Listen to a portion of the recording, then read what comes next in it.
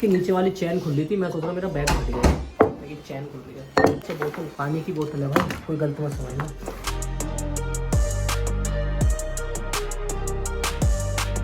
तो आज भी जा रहे हैं पैसे खर्च करने, मतलब शॉपिंग करने, इंडियन ग्रोसरी। इतना खर्चा ना कपड़ों में नहीं होता, किसी भी चीज़ में नहीं होता, लेकिन जो ग्रोसरी में होता है इंडियन ग्रोसरी में, तो बहुत दिन हो गए कुछ खाने वाला सामान नहीं था। तो आज लिस्ट तो हमने बहुत बड़ी बनाई है, बाकी देखते हैं क्या क्या लेके आते हैं और आपको फिर बताते हैं कितना खर्चा हुआ।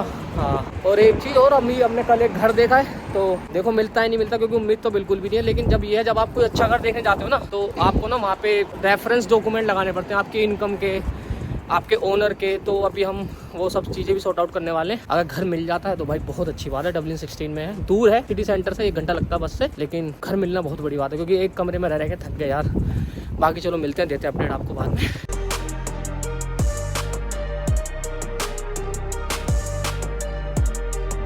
तो भाई एक जैकेट पसंद आई है, ये वाली। इसका ये बेकार लग रहा है मुझे, ये हटा दूंगा। बाकी 60 यूरो की मिल रही है ये उसमें सेल में। हर बार का सीन है, शॉपिंग तो मुझे ये लेकर आते हैं, खर्चा मेरा करवाते हैं। मेरा 70 यूरो खर्चा करवा दिया, ठीक है, तो मोटा खर्चा हुआ आज। फिर ग्रोसरी लेनी है, इंडियन ग्रोसरी। देखिए वैसे मुझे जैकेट चाहिए थी, मैं इंडिया से सिर्फ एक ही जैकेट लाया था, वो थी डीकैथलॉन की, लेकिन अब मैं कोई दूसरी जैकेट लूंगा। किसमें? पक्का? इतनी छोटी थोड़ी पहनेंगे। हाँ, ये लड़कियों की है। तो ये तो बहुत प्यारी लग रही है, लेकिन अपना साइज नहीं है भाई, ये बहुत प्यारी है।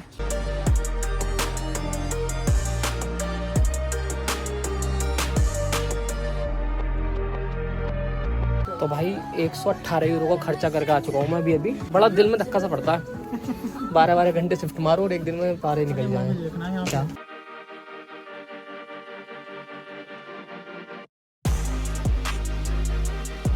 मौसम इतनी जल्दी बदलता है यहाँ पे। अभी जब आ रहे थे कुछ ठंड नहीं थी, अब इतनी तेज हवा चल रही है, फट रही है इस टाइम।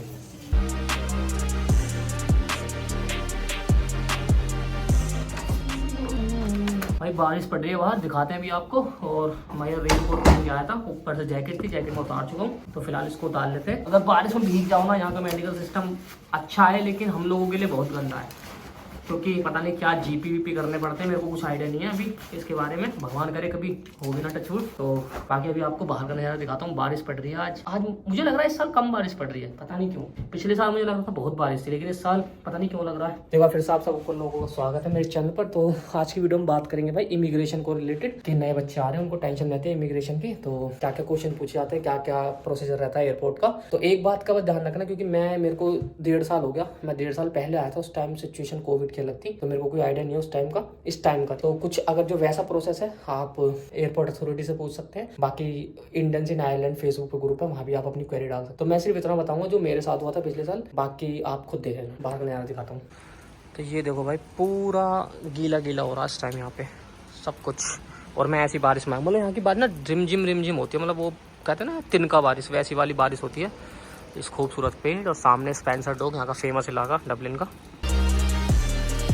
तो हाँ जी भैया, अब बात करते हैं इमिग्रेशन की, क्योंकि काफ़ी क्वेश्चन आ रहे हैं आज के टाइम पे कि भैया इमिग्रेशन में क्या क्या पूछते हैं बता दो। क्योंकि जो मेरे जैसे लोग होते हैं ना, जिनकी इंग्लिश लंगड़ी लूली होती है, तो उनको बहुत डर लगता है कि भाई पहली हमारी इंटरनेशनल फ्लाइट है, क्या होगा, कैसे होगा, क्यों होगा। तो इतना स्ट्रेस मत लो, आयरलैंड के लिए कुछ भी नहीं है कि मतलब कुछ ऐसे क्वेश्चन पूछे जाएंगे कि जहाँ पे आपको फंबल करना पड़ रहा है, कुछ नहीं पूछा जाएगा। तो ये वीडियो मैं बताऊंगा भाई इंडिया के हिसाब से, और मुझे पता है पाकिस्तान से मेरी वीडियो काफ़ी लोग देखने लगे हैं और काफ़ी प्यार मिलता है मुझे इंस्टाग्राम पे पाकिस्तान से। तो मेरे को कोई आइडिया नहीं है पाकिस्तान से कैसे यहाँ पे फ्लाई कंडीशन है, तो मैं लास्ट ईयर का अपना हिसाब किताब बताऊंगा। मेरे को अभी इस ईयर का भी नहीं पता, सही बताऊं तो, कि क्या क्या डॉक्यूमेंटेशन आपकी लग रही है। तो बट मैं अपने एक्सपीरियंस जो मेरा लास्ट ईयर का था उसके बिहाफ पे आपको एक छोटा सा गाइडेंस देना चाहता हूँ, ठीक है, ताकि आप लोगों को हेल्प हो जाए। तो सबसे पहले भाई जब आओगे तो मे बी IGI या बड़े किसी एयरपोर्ट से मुंबई से आपकी फ्लाइट होगी, तो उसके बाद आपको सिर्फ जो मेन डॉक्यूमेंट होते हैं ना, वो होते हैं आपके क्या क्या। हमारे टाइम पे क्या था, कोविड के सर्टिफिकेट, जो आपने वैक्सीन लगवाई थी, वो बहुत मेन था उस टाइम। और उससे पहले आपको कोविड का टेस्ट करवाना पड़ता था फ्लाइंग करने के लिए, ठीक है, वो करवाना पड़ता था हमारे टाइम पे। और एक फॉर्म होता था फ्लाइंग फॉर्म, पता नहीं उसको क्या बोलते हैं, मैं नाम भूल गया उसका। मेरी पुरानी वीडियो पड़ी होगी, जाके देख लो, या मैं फिर आई बटन पे लगा दूंगा, वो जाके देख लेना। वहाँ पे मैंने बिल्कुल क्लियर बताया, क्योंकि मैंने कोई रिवीजन नहीं करा इस वीडियो को बनाने के लिए, ना मैंने कोई तैयारी करी, रैंडम बता रहा हूँ। हाँ, तो ये उसके बाद पासपोर्ट, जितने भी आपके कॉलेज से रिलेटेड डॉक्यूमेंट होंगे उनकी आपको एक अलग फाइल बना लेनी है। जैसे कि आपकी कॉलेज की फीस हो गई, कॉलेज की रिसिप्ट हो गई, आप कहाँ रहने वाले हो, अगर उसका कुछ हो आपके पास बुकिंग वगैरह वो सब आपको ऊपर रखना है। मे भी हो सकता तो मेरी फ्लाइट जो थी वो थी मेरी फ्लाइट दिल्ली टू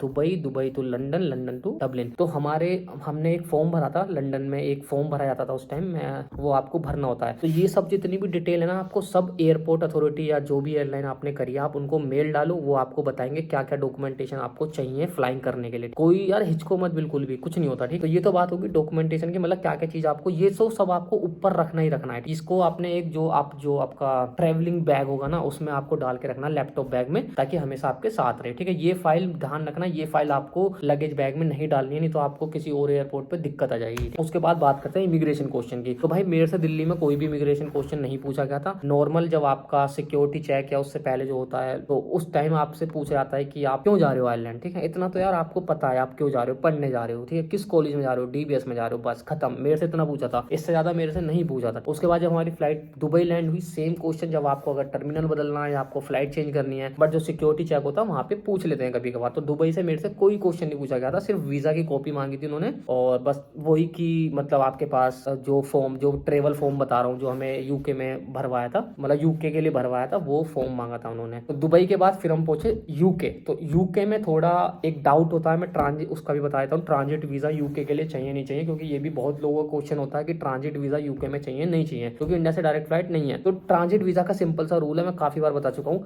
अगर आपका लगेज सीधा दिल्ली, मुंबई या कहीं से भी आप फ्लाइट ले रहे हो, सीधा आपको डबलिन मिलता है, तो आपको ट्रांजिट वीजा नहीं चाहिए, ठीक। ये कंडीशन है, मुझे भी श्योर नहीं है, बट मेरे को जिसने बताया था मैं उसी बिहाफ पे बता रहा हूँ, ठीक है। मेरी फ्लाइट का जो ट्रांजिट टाइम था वो यूके 3 घंटे का था, ठीक है। और यूके में एक रूल और है कि अगर, मतलब रूल नहीं है, बता रहा हूँ आपको कैसे आप पता कर सकते हो कि आपका ट्रांजिट वीजा नहीं लगेगा। मतलब सपोज कि आप एयरपोर्ट अथॉरिटी के बाहर नहीं जा रहे हो तो अब आपका ट्रांजिट वीजा नहीं लगेगा। मोस्टली केस में ट्रांजिट वीजा नहीं चाहिए यूके में। कुछ फ्लाइट होती हैं जो बोलती हैं, क्योंकि मुझे इतना आइडिया नहीं है, बट अगर आपकी एमिरेट्स है तो आपको ट्रांजिट वीजा लेने की कोई जरूरत नहीं है, क्योंकि 3 या 4 घंटे का लेओवर होता है ज्यादा से ज्यादा। बट यूके में फिर से मैं बता रहा हूँ, सिक्योरिटी के जब मैं पहुंचा था कुछ नहीं पूछा उन्होंने, बस उन्होंने ये पूछा कि आपके आइल्स में कितने बैंड आए, ठीक है। और पता नहीं मुझे क्यों नहीं, पता नहीं, मैंने लास्ट वीडियो में नहीं बताया था अपनी, बट उन्होंने मेरे से पूछा था आइल्स में बैंड, डीबीएस कॉलेज आप जा रहे हो, आपका कोई रुकने का ठिकाना है नहीं है। तो बस ये सिंपल क्वेश्चन पूछते हैं, कोई डरने की बात नहीं है, इंग्लिश इतनी हाई फाई नहीं, बस आपको थोड़ा नॉर्मल कन्वर्सेशन आनी चाहिए। अब बात करते हैं आयरलैंड की।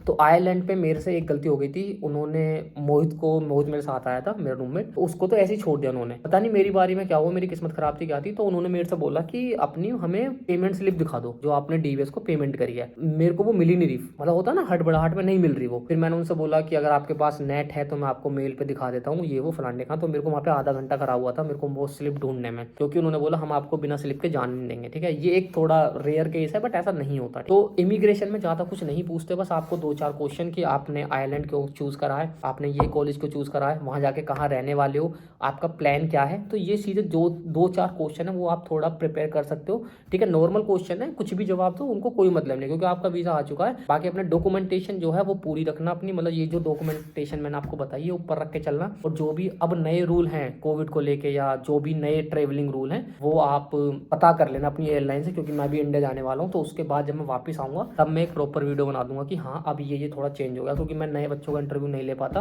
तो मेरे को इतना आइडिया नहीं है। आई होप ये वीडियो आपको अच्छी लगी होगी, अच्छी लगे तो वीडियो को लाइक कर देना, अच्छी ना लगे सब्सक्राइब कर देना। बाकी जो भी कोई क्वेरी हो इंस्टाग्राम पे फॉलो कर लो, और किसी को अगर कंसल्टेंसी चाहिए काउंसलर के रिगार्डिंग, फ्री कंसल्टेंसी की, आपको समझ नहीं आ रही आपको क्या कोर्स चूज करना है, कैसे आपको प्रोसेस करनी है, तो आप मेरे को कांटेक्ट कर सकते हो। मैं अपने काउंसलर का नंबर दे दूंगा आपको, नंबर का मैं एक फॉर्म फिल करवाऊंगा आपसे, तो वो आपको कांटेक्ट करेंगे और फ्री में आपको कंसल्टेंसी प्रोवाइड कर देंगे, चाहे आपको यूके जाना हो, चाहे आपको कनाडा जाना हो, चाहे आपको न्यूजीलैंड जाना हो, कहीं भी पूरे वर्ल्ड में। तो मिलते हैं नेक्स्ट वीडियो में, जब तक के लिए अपना ख्याल रखिएगा।